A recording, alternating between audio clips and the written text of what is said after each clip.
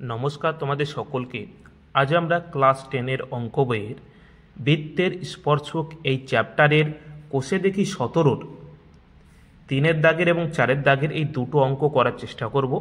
এর আগের ভিডিওতে আমরা 1-এর এবং 2-এর যে দুটো অঙ্ক ছিল সেই দুটো অঙ্ক করার চেষ্টা করেছিলাম। যদি তোমরা ভিডিওটি না দেখে থাকো অবশ্যই প্লে লিস্টে দেওয়া লিঙ্ক থেকে তোমরা দেখে নেবে। তো 3-এর দাগের অঙ্কটিতে কি বলা হয়েছে দেখো, 2.5 সেমি দৈর্ঘ্যের ব্যাসার্ধ বিশিষ্ট একটি বৃত্ত অঙ্কন করি। প্রথমে আমাদেরকে একটি বৃত্ত অঙ্কন করতে হবে। কত সেমি ব্যাসার্ধের? 2.5 সেমি দৈর্ঘ্যের ব্যাসার্ধের। ওই বৃত্তের বাইরে এমন একটি বিন্দু নিই কেন্দ্র থেকে যার দূরত্ব 6.5। ওই বহিস্থ বিন্দু থেকে বৃত্তের একটি স্পর্শক অঙ্কন করি এবং স্কেলের সাহায্যে ওই স্পর্শকের দৈর্ঘ্য নির্ণয় করি। তো প্রথমে আমরা 5.2 এবং 6.5 এই দুটো রেখাংশ আমরা খাতার উপরে নিয়ে নেব।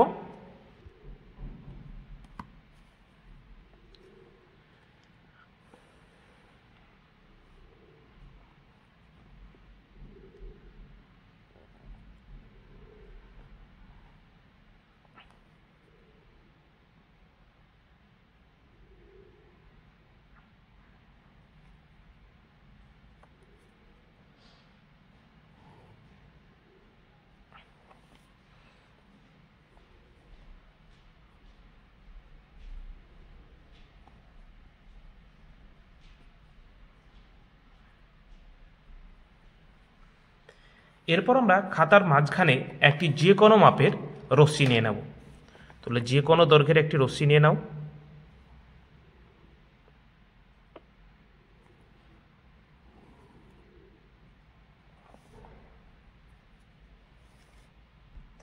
যার নাম দিয়ে দেব ও এক্স।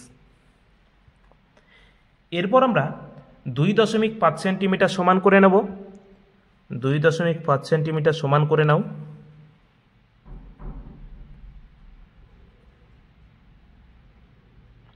দিয়ে ও বিন্দুতে বসিয়ে একটি বৃত্ত অঙ্কন করে দেব।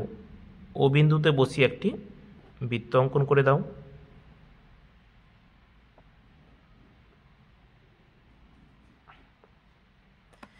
তাহলে 2.5 সেন্টিমিটারের একটি আমরা বৃত্ত অঙ্কন করলাম। এবার কি বলা হয়েছে বইয়ে? বলা হয়েছে যে এই কেন্দ্র থেকে 6.5 সেন্টিমিটার দূরে একটি বহিস্থ বিন্দু নিতে। তো আমরা 6.5 সেন্টিমিটার সমান করে নেব।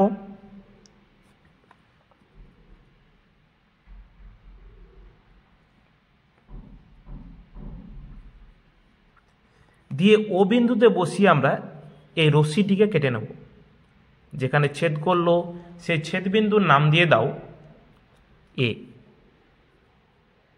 তাহলে দেখো এই ও বিন্দু থেকে 6.5 সেন্টিমিটার দূরে একটি আমরা বহিস্থ বিন্দু নিলাম যার নাম হচ্ছে এ। এবার কি বলা হয়েছে দেখো, এই এ বিন্দু থেকে এই বৃত্তের ওপর একটি স্পর্শক অঙ্কন করতে বলেছে। তো বৃত্তের ওপর স্পর্শক অঙ্কন করতে গেলে আমাদেরকে কি করতে হবে? এই ও এর রেখাংশকে লম্ব সমদ্বিখণ্ড করতে হবে, অর্থাৎ সমান দুটো ভাগে ভাগ করতে হবে। তো সমান দুটো ভাগে ভাগ করার জন্য আমরা কি করব? এই ও এর আমরা বেশি অর্ধেক সমান করে নেব। দিয়ে আমরা উপরে একটি বৃত্তচাপ দেব, একইভাবে নিচে একটি বৃত্তচাপ দেব। তারপর এ বিন্দুতে বসিয়ে আমরা উপরে একটি বৃত্তচাপ আর নিচে একটি বৃত্তচাপ।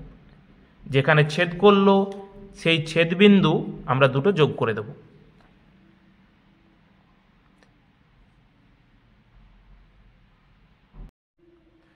তো দেখো যোগ করে দিলাম।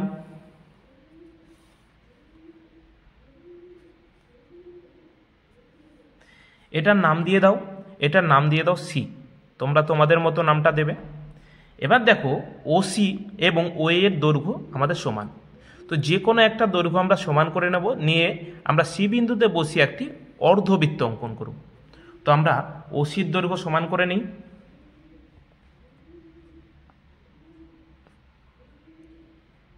নিয়ে আমরা সি বিন্দুতে বসিয়ে একটি অর্ধবৃত্ত অঙ্কন করে দিই। তো দেখো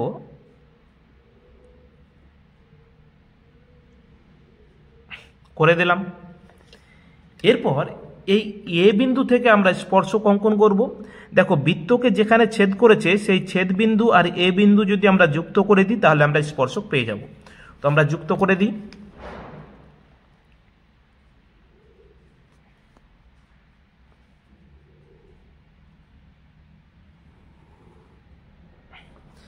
তাহলে এই আমরা স্পর্শক পেয়ে গেলাম, যেটার নাম দিয়ে দেবো আমরা বি। এবার এইখান থেকে বি আর ও যুক্ত করে দেব। এটা আমাদের ব্যাসার্ধ, এটা যুক্ত করলেও হবে, না করলেও হবে। দেখো এখানে আমরা কিন্তু ব্যাসার্ধ পেয়ে গেছি, তাও যুক্ত করে দাও, দেখতে ভালো লাগবে।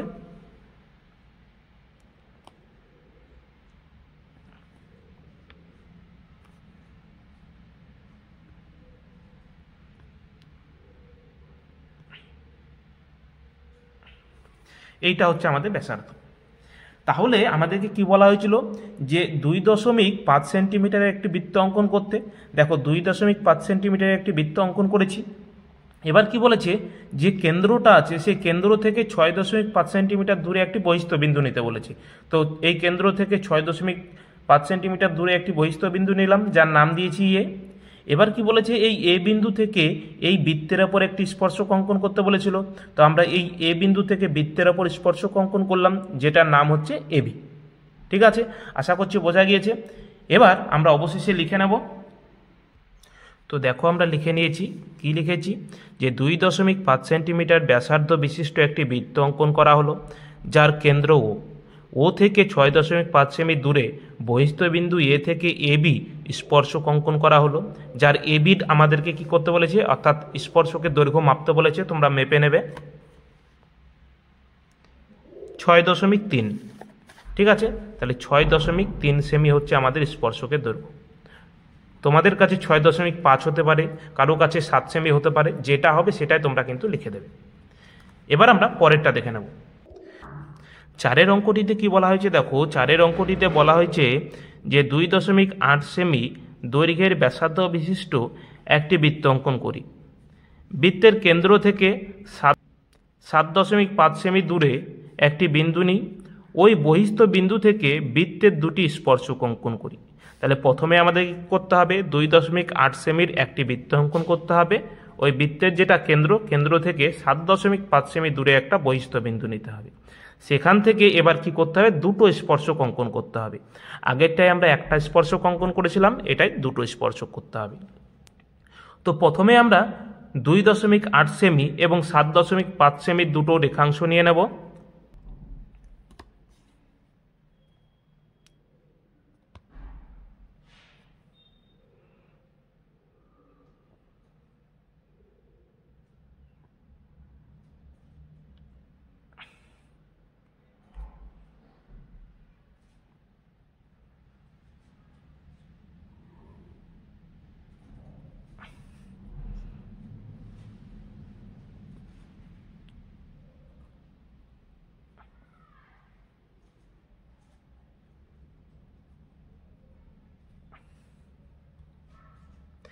এরপর আমরা খাতার মাঝখানে একটি রশ্মি নিয়ে নেব। তো যে কোনো মাপের একটি রশ্মি নিয়ে নাও।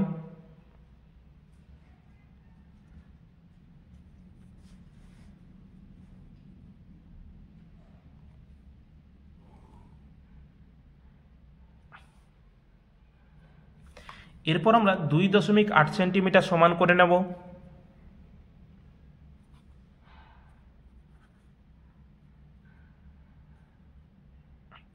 দিয়ে এই বিন্দুতে বসিয়ে আমরা একটি বৃত্ত অঙ্কন করে নেব।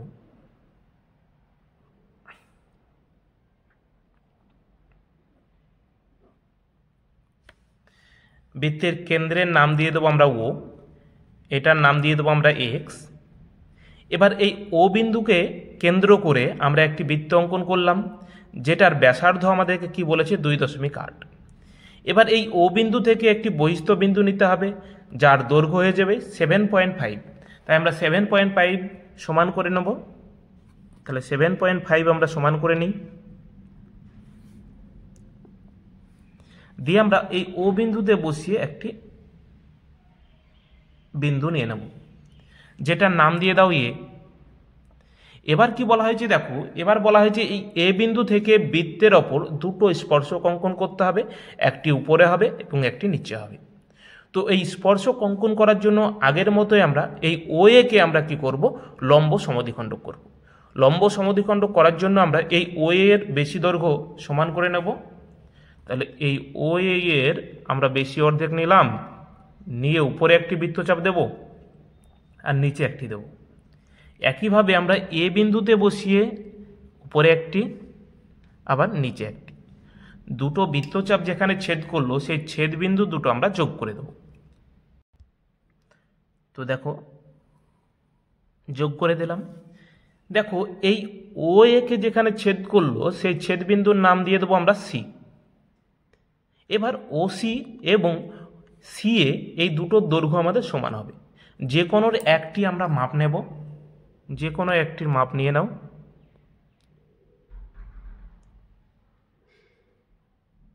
দিয়ে আমরা সি বিন্দুতে বসিয়ে একটি আমরা কি করব, এখানে একটি বৃত্ত অঙ্কন করে দেব। তো বৃত্ত অঙ্কন করে দাও। তো দেখো করে দিলাম।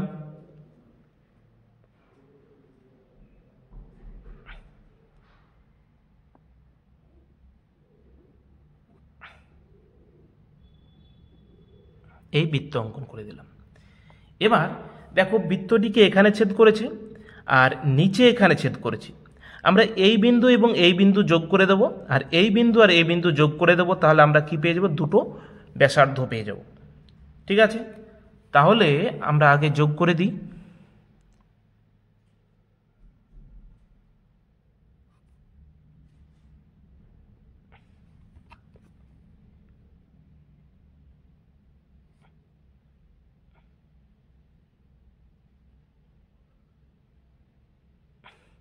একইভাবে আমরা নিচেও যোগ করে দেব।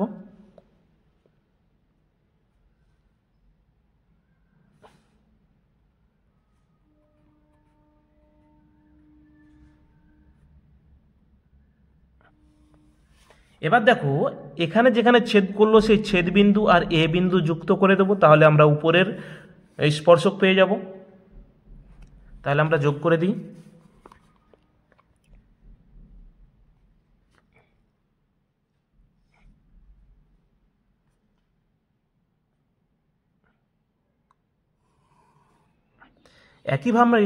একইভাবে আমরা এ বিন্দু আর এই বিন্দু আমরা যোগ করে দেবো। তাহলে আমরা নিচের স্পর্শক পেয়ে যাব।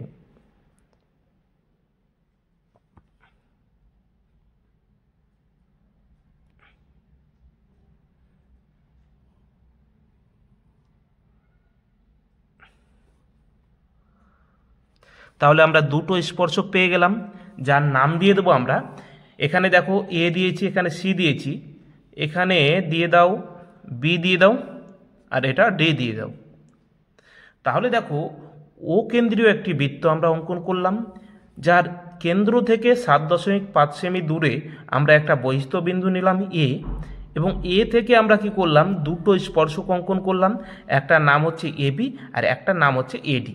এটাই আমরা লিখে নেব। তো চলো লিখে নিই। তো দেখো আমরা লিখে নিয়েছি। কি লিখেছি দেখো, এখানে যে 2.8 সেমি ব্যাসার্ধ বিশিষ্ট একটি বৃত্ত অঙ্কন করা হলো, যার কেন্দ্র থেকে 7.5 সেমি দূরে একটি বহিস্থ বিন্দু এ থেকে এবি ও এডি স্পর্শক অঙ্কন করা হলো, যার এবি ও এডি সমান আমরা মেপে নেব। এটার কিন্তু স্পর্শকের দৈর্ঘ্য আমাদেরকে মাপতে বলেছে 7 সেমি। তাহলে আমরা কি লিখবো এখানে, 7 সেমি। তোমাদের কাছে একটু বেশি হতে পারে, কম হতে পারে, ওটার জন্য কিন্তু কোনো রকম সমস্যা নেই। তো আশা করছি অঙ্কটি বোঝা গেছে। যদি না বোঝা যায় তাহলে অবশ্যই তোমরা কমেন্ট করে জানাবে। আমি আরও সুন্দর করে বোঝানোর চেষ্টা করব পরবর্তী ভিডিওতে। আর চ্যানেলটিকে যদি সাবস্ক্রাইব না করে থাকো তাহলে অবশ্যই চ্যানেলটিকে সাবস্ক্রাইব করে দাও, যাতে নতুন নতুন ভিডিও আপলোড করার সঙ্গে সঙ্গে তোমাদের কাছে নোটিফিকেশন চলে যায়। ধন্যবাদ।